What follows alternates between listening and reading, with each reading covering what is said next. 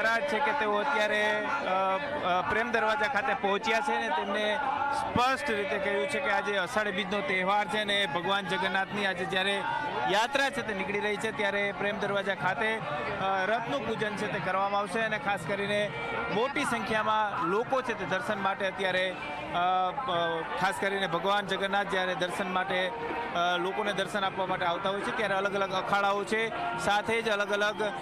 જે રાસ મંડળીઓ છે, ભજન મંડળીઓ છે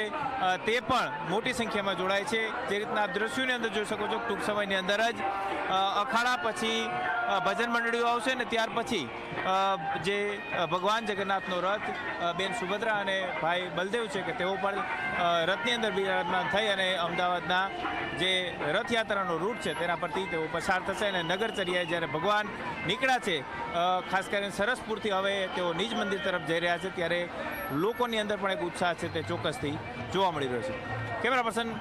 રમેશ ડોડિયા સાથે ગૌરવ દવે, ઝી મીડિયા, અમદાવાદ. ભગવાન જગન્નાથજીની આ 148મી રથયાત્રા સવારે નિજ મંદિરથી નીકળી અને અત્યારે પ્રેમ દરવાજા થોડાક સમયમાં ભગવાનના રથ પધારવા છે. ખૂબ ભક્તોનો ઉત્સાહ અને આનંદની સાથે